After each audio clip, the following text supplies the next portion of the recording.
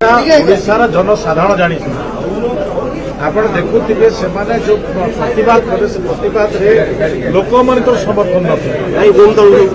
ସେମାନେ ବିଜୁ ବାବୁକୁ ତଳ କରିବା ପାଇଁ ବିଜୁ ବାବୁକୁ ଉପର କରିବା ପାଇଁ ଚାହୁଁଛନ୍ତି, କିନ୍ତୁ ଭାରତୀୟ ଜନତା ପାର୍ଟି ବିଜୁ ବାବୁଙ୍କର ଯୋଉ ମାନ୍ୟତା ଅଛି ଦେଶରେ ସେ ମାନ୍ୟତାରେ ରଖିବା ପାଇଁ ଚାହୁଁଛନ୍ତି। ଏମାନେ ବିଜୁ ବାବୁକୁ ପ୍ରୋଟେକ୍ଟ କରୁଛନ୍ତି। ବିଜୁ ବାବୁ ବହୁତ ଶୀର୍ଷରେ, ବିଜୁ ବାବୁ ଦେଶରେ ପୃଥିବୀ ଶୀର୍ଷରେ।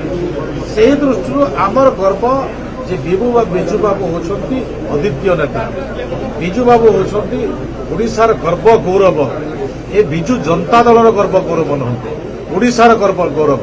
ଭାରତୀୟ ଜନତା ପାର୍ଟି ଏ ସରକାର ବିଚାର କରୁଛି, ସେ ହେଉଛନ୍ତି ଦେଶର ଗର୍ବ ଗୌରବ। ସେହି ଦୃଷ୍ଟିରୁ ଆଜି ଯେଉଁମାନେ ହାଉସ୍ ବନ୍ଦ କରୁଛନ୍ତି, ଯେଉଁମାନେ ବିଜୁ ବାବୁକୁ ନେଇ ପେଟେଣ୍ଟ କରିବାକୁ ଚାହୁଁଛନ୍ତି, ଏ ପ୍ରକ୍ରିୟାର ନିବୃତ୍ତ ସେମାନେ କହୁଛନ୍ତି ବିଜୁ ବାବୁଙ୍କର ଯୋଉ ଅବଦାନ ରହିଥିଲା ପଞ୍ଚାୟତ ବ୍ୟବସ୍ଥା ପ୍ରତି ତାଙ୍କୁ ଆପଣ ଅସମ୍ମାନ କରିଛନ୍ତି। କାରଣ ଦୀର୍ଘ ଦିନ 1993 ମସିହାରୁ ସେମାନେ ପଞ୍ଚାୟତ ଦିବସ ପାଳନ କରି ଆସୁଥିଲେ। ଆପଣ କ୍ୟାବିନେଟ ଅନୁମୋଦିତ କରିଥିଲେ, ଆପଣ ଗୋଟେ ଇଏ ନେଇକି ସର୍କୁଲାର ନେଇକି ତାକୁ କାଟି ଦେଇଛନ୍ତି। ପଞ୍ଚାୟତ ଦିବସ କେବେ ଆମେ ଫେଡେରାଲ ଷ୍ଟ୍ରକ୍ଚରରେ ଅଛୁ, ଗଣତାନ୍ତ୍ରିକ ପ୍ରକ୍ରିୟାରେ ଅଛୁ। ଗଣତାନ୍ତ୍ରିକ ପ୍ରକ୍ରିୟାକୁ ଆମେ ତ ସମ୍ମାନ ଦେଉଛୁ। ଆମେ ଆଗାମୀ 24 ତାରିଖ ଦିନ ଯୋଉ ମଇ 24 ତାରିଖ ଆସିବ, ସେ ମଇ 24 ତାରିଖ ଦିନ ଏପ୍ରିଲ 24 ତାରିଖ ଦିନ ଆମେ କୋଉ ସମ୍ମାନ ଦେବୁ ସେଦିନ ଦେଖିବେ। କିନ୍ତୁ ସେମାନେ ଅଭିଯୋଗ କରୁଛନ୍ତି ସର୍ବଭାରତୀୟ ସ୍ତର ପୂର୍ବରୁ ସେମାନେ ପାଳନ କରି ଆସୁଥିଲେ, ସେମାନେ ପାଳନ କରୁଥିଲେ। ଆପଣ ଯାଆନ୍ତୁ ତାଙ୍କ ଗୋଟେ ପ୍ରତିମୂର୍ତ୍ତି ଦେଖିବେ, ତାଙ୍କର ବିଜୁ ଜନତା ଦଳର ଅଫିସରେ ପ୍ରତିମୂର୍ତ୍ତି ଅଛି କି? ଯୋଉମାନେ କହୁଛନ୍ତି ଯେ ଆମେ ସବୁ ପାଳନ କରୁଥିଲୁ, ତାଙ୍କ ଅଫିସରେ ନାହିଁ। ଏଠୁ ସ୍ପଷ୍ଟ ଜଣାପଡୁଛି ଯେ କେତେ ପାଳନ କରୁଥିଲେ। ମନରେ ତାଙ୍କର କି ଭାବନା ଅନ୍ୟ ପ୍ରକାର ଅଛି।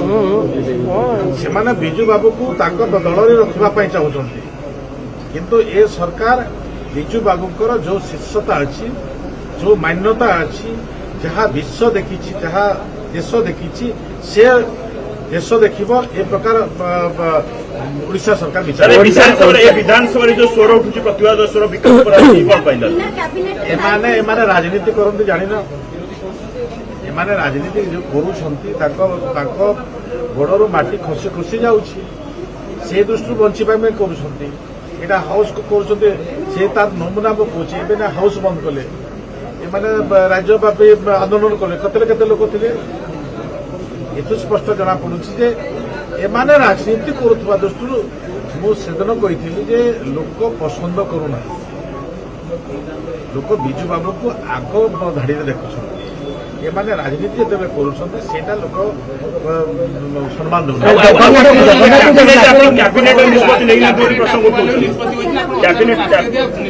ବଦଳେଇ ଦେଇଛନ୍ତି ବିଜେଡିର ଅଭିଯୋଗ, ରାତି ଅଧିଆ ଆପଣ ବଦଳେଇ ଦେଇଛନ୍ତି।